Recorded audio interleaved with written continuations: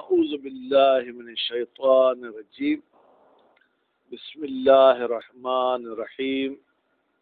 ہماری گفتگو بیٹا مفاہیم مخالف میں تھی۔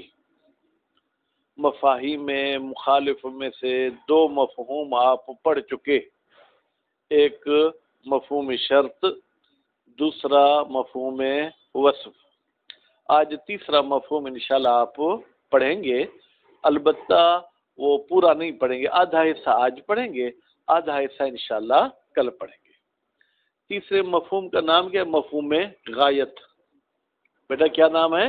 مفہوم غایت۔ غایت یعنی کسی چیز کی حد بندی۔ غایت کا مطلب کیا ہے؟ کسی چیز کی حد بندی۔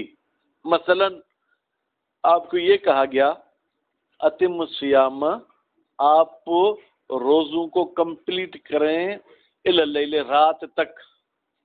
تو اب یہ جو اتمو کا حکم ہے اس کی حد کیا ہے؟ رات۔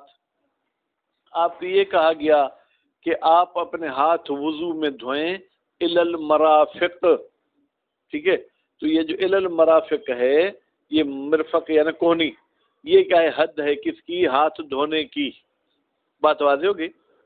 تو اس میں دو بحث جاری ہوتے ہیں۔ ایک یہ کہ یہ جو غایت ہے یہ مغیّہ میں داخل ہے یا مغیّہ میں داخل نہیں۔ بیٹا مغیّہ کسے کہتے ہیں؟ جس کی حد بندی کی گئی ہے۔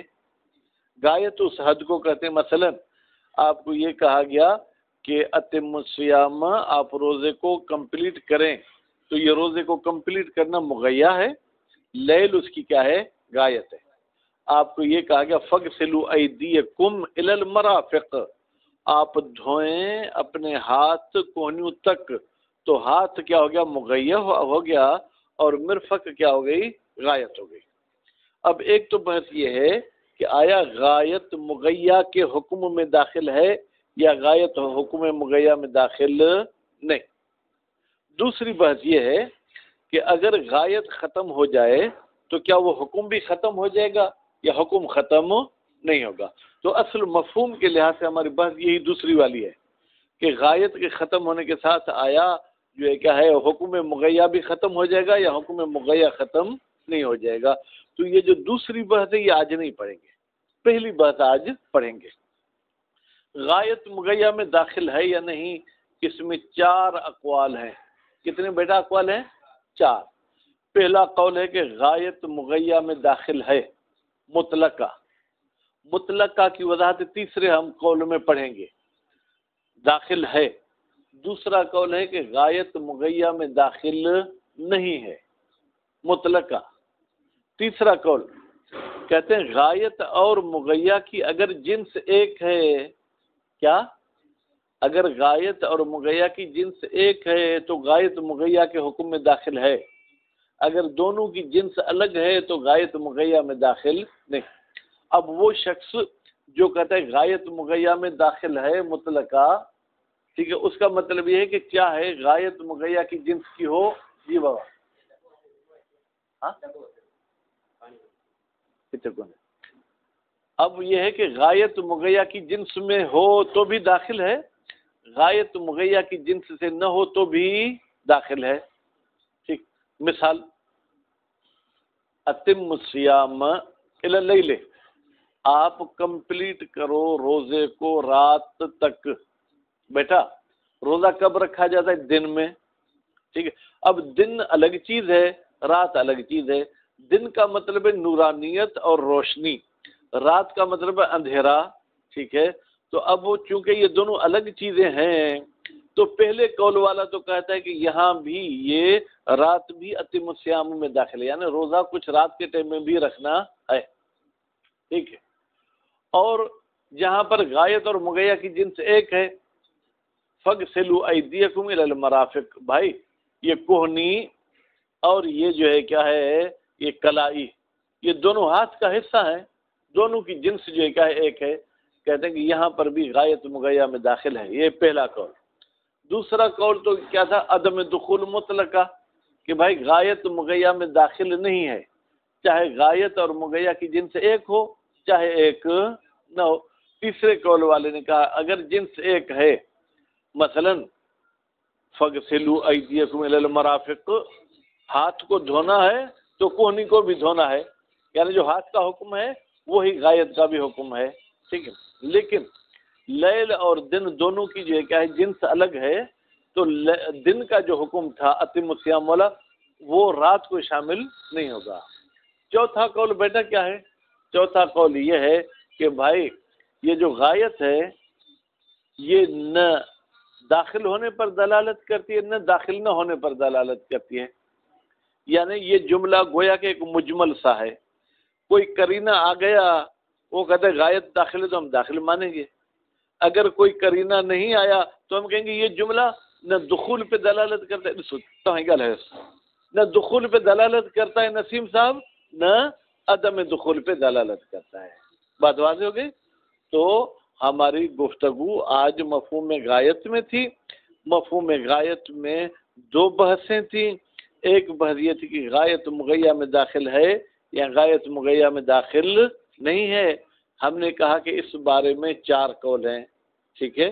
پہلا قول تھا غائط داخل ہے مطلقاً، دوسرا قول تھا غائط داخل نہیں ہے مطلقاً، تیسرا قول تھا کہ اگر غائط اور مغیّہ کی جنس ایک ہے تو غائط داخل ہے مغیّہ کے حکم میں، اگر جنس الگ ہے تو غائط مغیّہ کے حکم میں داخل نہیں۔ اور چوتھا قول یہ تھا بیٹا کہ بھائی یہ غائط والا جملہ کسی بھی چیز پر دلالت نہیں کرتا، نہ دخول پر نہ عدم دخول پر۔ بسم اللہ الرحمن الرحیم۔ الثالث، جناب مفہوم مخالف میں سے تیسرا مفہوم جو ہے کیا ہے وہ مفہوم غائط ہے۔ اذا ورد تقیید، تقیید کا مطلب کیا ہوتا ہے بیٹا؟ قید لگانا۔ جب کسی مطلب کا قید آیا ہو غائط کے ذریعے، مثل قولہ تعالی، تعالی آپ اپنے طرف سے لگا دیں، جیسے اللہ تعالیٰ کا قول ہے فَاغْسِلُوا وُجُوهَكُمْ، تم دھو اپنے چہروں کو، وَأَيْدِيَكُمْ، اور دھو اپنے ہاتھوں کو، إِلَى الْمَرَافِقِ، کوہنیوں تک۔ اگرچہ ہم شیعہ لوگ جو ہے علاقوں ما کی معنی میں لیتے ہیں، یعنی کوہنیوں سمیت، ٹھیک ہے۔ بہرحال اب یہاں پر بیٹھا ایدی، ٹھیک ہے، یہ کیا ہے؟ مغیّہ، اس کا حکم کیا ہے؟ اغسلو، ٹھیک ہے، اور مرافق اس کی جو ہے کیا ہے وہ غائط ہو گئی۔ فقد اختلف الاصولیون، بتحقیق اختلاف کیا ہے اصولیین نے، فی ہے اس تقیید بالغائط میں، من جہتین، دو لحاظ سے علماء میں اختلاف ہو گیا ہے۔ الجہت الاولی، پہلی جہت، فی دخول الغائط، غائط کے داخل ہونے میں اختلاف کیا ہے۔ بھائی غائط کیا تھی؟ اس مثال میں، اس آیت میں غائط جو ہے کیا ہے وہ مرفق ہے، فی المنطوق، ٹھیک ہے۔ فی دخول الغائط فی المنطوق، کہ بھائی یہ غائط منطوق میں داخل ہے یا منطوق میں داخل نہیں۔ کہتے ہیں منطوق میں داخل ہونے کا مطلب کیا ہے مشاہد؟ اے فی حکم المغیّہ، یعنی مغیّہ والا حکم اس غائط کو شامل ہے یا نہیں۔ وہ مغیّہ کا حکم کیا ہے؟ وجوب الغسل نہیں پڑھنا بیٹا، وجوب الغسل، و عدم الدخول، یا یہ داخل نہیں ہے۔ الجہت الثانیہ، دوسری جہت، فی مفہوم الغائط، مفہوم غائط کے بارے میں ہے۔ وہ موضوع البحث فی المقام، وہ فرماتے یہی مفہوم غائط ہمارے بحث کا موضوع ہے، فی المقام، اس جگہ پر۔ فقد اختلفوا، پھر بتحقیق علماء نے اختلاف کیا ہے، فی ان تقیید بالغائط، بتحقیق غائط کے ساتھ قید لگانا، حل یدلو، کیا دلالت کرتا ہے؟ یدلو کا بیٹا فاعل کون ہوگا؟ ہوا کی ضمیر، وہ ہوا کی ضمیر مشاہد پلٹے گی تقیید کی طرف۔ کیا یہ تقیید دلالت کرتی ہے علی انتفاء سنخ الحکم، کہ بھائی اس حکم کا سنخ ختم ہو جائے گا۔ سنخ کا مطلب کیا ہے بھائی؟ گویا کہ آپ کہہ سکتے ہیں اس کی جنس۔ اگر وجوب کا حکم ہے تو آیا وہ وجوب والا حکم ختم ہو جائے گا کب؟ جب غائط ختم ہو جائے، یا ختم نہیں ہوگا؟ اگر آپ کہتے ہیں غائط کے ختم ہونے کے ساتھ وہ حکم بھی ختم ہو جائے گا تو پھر یعنی غائط کا مفہوم ہے۔ اگر کہتے ہیں غائط ختم ہو جائے پھر بھی حکم اپنی جگہ پہ برقرار ہے تو پھر غائط کا مفہوم نہیں ہے۔ اما وراء الغائط، یعنی یہ حکم ختم ہو جائے گا غائط کے علاوہ، ٹھیک ہے۔ الازد، وہ کیا ہے بھائی میرے؟ ازد، ازد کسے کہتے ہیں؟ سندھی میں تدا ان کے ڈورو چوندان، یہ کندھے سے لے کے کوہنی کے بیچ والے حصے کو عضد بولتے ہیں. وہ من الغایت نفسها، اور کیا خود اس غایت سے یعنی مرفق سے بھی حکم ختم ہو جاتا ہے. کب؟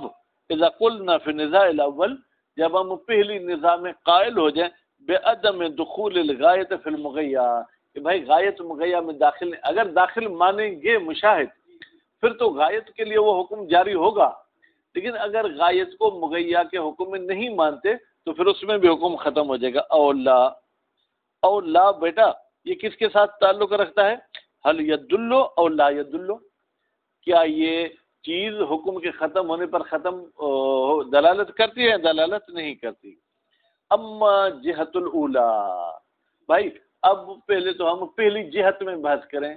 نسیم صاحب پہلی جہت کیا تھی کہ غایت مغیا میں داخل ہے یا داخل نہیں. ففیہا اقوال، اس میں چند اقوال ہیں. پہلا قول خروج الغایت مطلقہ، بھائی غایت خارج ہے کس سے؟ مغیا سے.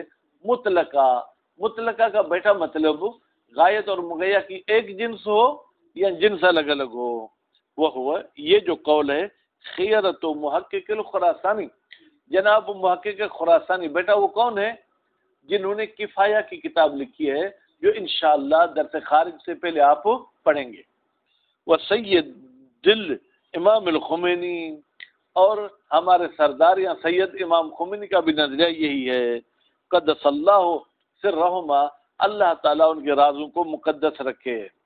بے دوسرا قول دخول الغایت مطلقہ، بھائی یہ غایت مغیا میں داخل ہے مطلقہ، چاہے دونوں کی جنس ایک ہو بیٹا یا جنس الگ الگ ہو. جیم التفصیل، بھائی یہ تیسرا قول یہ تفصیل کا قائل ہو گیا ہے. بین ما اذا کان ما قبل الغایت، جب غایت سے پہلے والی چیز وما بعدہ، اور غایت کے بعد والی چیز متحدین فی الجنس، متحد ہیں بیٹا کس میں؟ جنس میں. فتدخل الغایت، تدخل کا فاعل کون ہے؟ ہی کی ضمیر جو پلٹ رہی ہے غایت کی طرف، پھر تو غایت مغیا میں داخل ہے. کما، بھائی مثال دیں، بغیر مثال کے ہم مطمئن نہیں ہوں گے.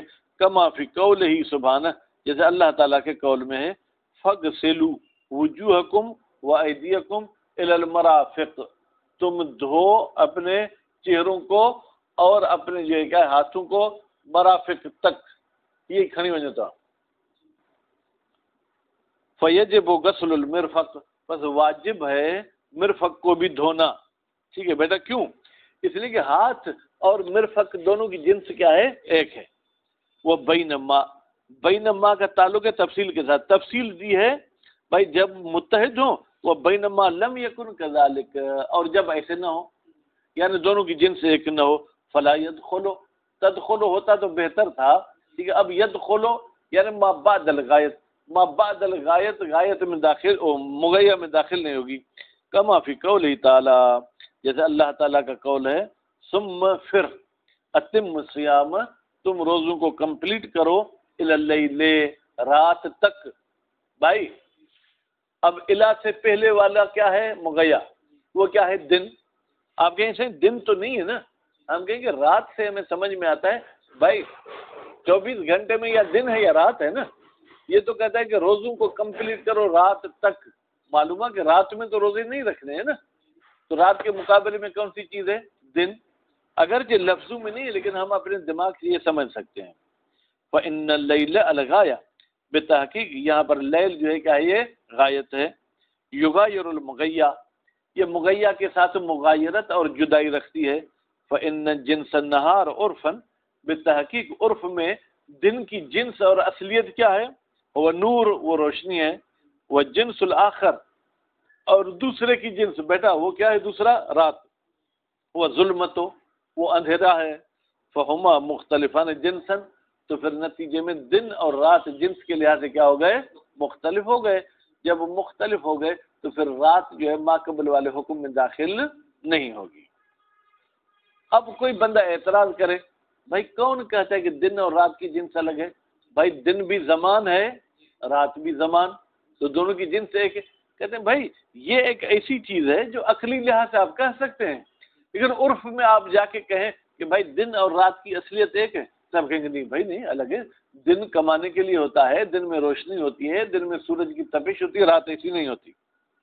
صحیح یہ کہنا کہ زمان میں مشترک ہے یہ بات صحیح ہے، لیکن امر عقلی، یہ ایک عقلی بات ہے، عرفی بات نہیں ہے. دال چوتھا قول کیا ہے؟ عدم الدلالت علی شیء، بھائی یہ غایت والا جملہ کسی بھی چیز پہ دلالت نہیں کرتا. وَإِنَّمَا يُتَّبَعُ فِي الْحُكْمِ، بے تحقیق پیروی کی جائے گی اس حکم میں. کون سا حکم؟ کے غایت پر کون سا حکم لاگو کریں؟ القرائن، بیٹا قرائن کو مرفوع پڑھیں گے کیونکہ یتبع کا جو ہے کہ نائب فاعل ہے. پیروی کی جائے گی قرینوں کی. الدالۃ، وہ قرائن جو دلالت کرتے ہیں، علی واحد منہما، یا قرینہ دلالت کرے گا کہ غایت داخل ہے، یا قرینہ بیٹا دلالت کرے گا کہ غایت داخل نہیں. جیسے قرینہ آئے گا ہم اس کے مطابق چلیں گے، ہم خود کوئی فیصلہ نہیں کر سکتے. صلی اللہ علیہ محمد و آلہ.